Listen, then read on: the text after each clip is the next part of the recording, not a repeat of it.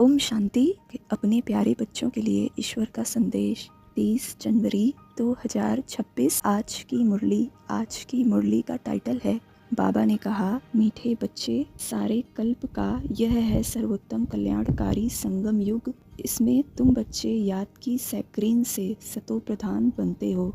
प्रश्न, अनेक प्रकार के प्रश्नों की उत्पत्ति का कारण तथा उन सबका निवारण क्या है? उत्तर, जब देह अभिमान में आते हो तो संशय पैदा होता है और संशय उठने से ही अनेक प्रश्नों की उत्पत्ति हो जाती है।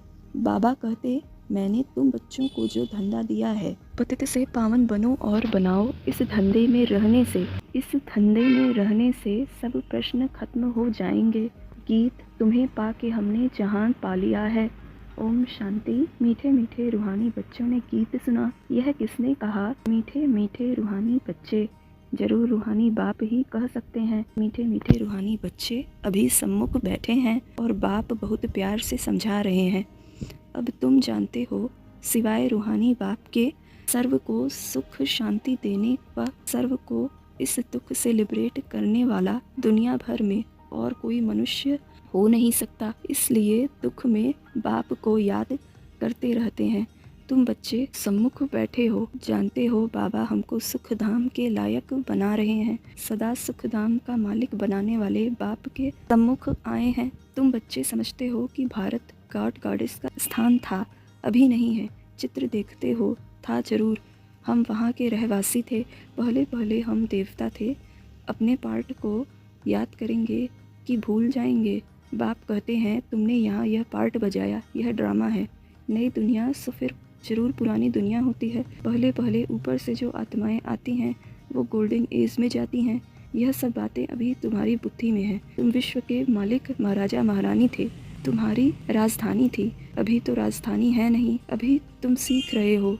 हम राजाई कैसे चलाएंगे? वहाँ वजीर होते नहीं, राय देने वाले की दरकार नहीं। वह तो श्रीमत द्वारा श्रेष्ठ थे, श्रेष्ठ बन जाते हैं। फिर इनको दूसरे कोई से राय लेने की दरकार नहीं है। अगर कोई से राय ले तो समझा जाएगा कि उनकी बुद्धि कमज़ोर है। अभी जो श्रीमत मिलती है वह सतयुग में भी कायम रहती है। अभी तुम समझते हो, पहले बरोबर इन देवी देवताओं का आधा कल्प राज्य था। अब तुम्हारी आत्मा रिफ्रेश हो रही है। यह नॉलेज परमात्मा के सिवाय कोई भी दे न सके। अभी तुम बच्चों को देही अभिमानी बनना है। शांति धाम से आकर यहाँ तुम टॉकी बने हो। टॉकी होने के बगैर कर्म हो न सके। यह बड़ी समझने की बातें हैं।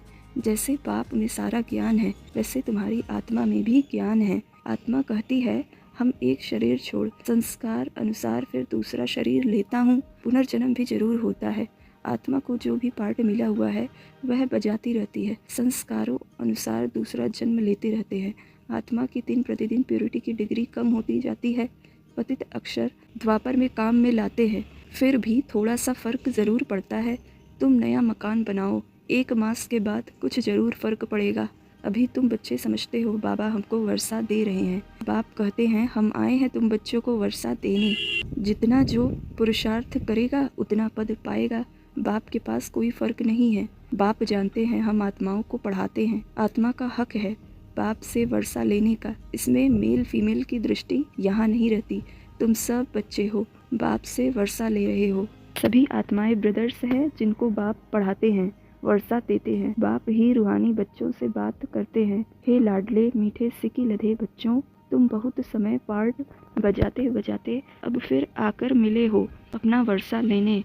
यह भी ड्रामा में नूंद है। शुरू से लेकर पार्ट नूंधा हुआ है।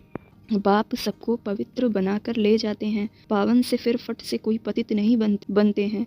नंबरवार उतरते हैं। सतो प्रधान से सतो रजो तमो। तुम्हारी बुद्धि में 84 जन्मों का चक्र बैठा है। तुम जैसे अब लाइट हाउस हो। ज्ञान से इस चक्र को जान गए हो कि यह चक्र कैसे फिरता है। अभी तुम बच्चों को और सबको रास्ता बताना है। सब नई आए हैं, तुम पायलट हो, रास्ता बताने वाले। सबको बोलो, आप शांति धाम सुख धाम को याद करो, कलयुग दुख धाम को भूल जाओ। अच्छा, धारणा के लिए मुख्य सार।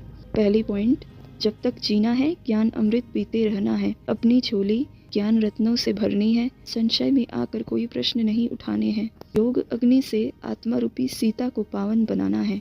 किसी बात के विस्तार में जास्ती न जाकर देही अभिमानी बनने की मेहनत करनी है। शांति धाम और सुख धाम को याद करना है। वरदान, सदा मनन द्वारा मगन अवस्था के सागर में समाने का अनुभव करने वाले अनुभवी मूर्त भव।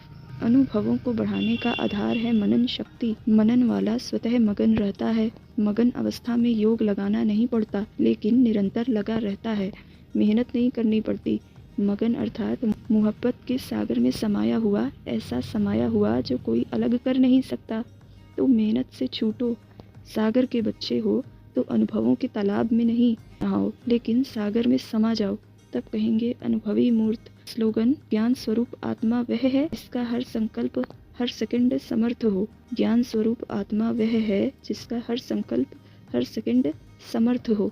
अव्यक्त इशारे, इस अव्यक्ति मास में बंधन मुक्त रह जीवन मुक्त स्थिति का अनुभव करो। यदि कोई भी स्वभाव, संस्कार, व्यक्ति अथवा वैभव का बंधन अपनी तरफ आकर्षित करता है, तो बाप के याद की आकर्षण सदैव नहीं रह सकती। कर्मातीत बनना माना सर्व कर्म बंधनों से मुक्त। न्यारे बन प्रकृति द्वारा निमित्त मात्र कर्म कराना।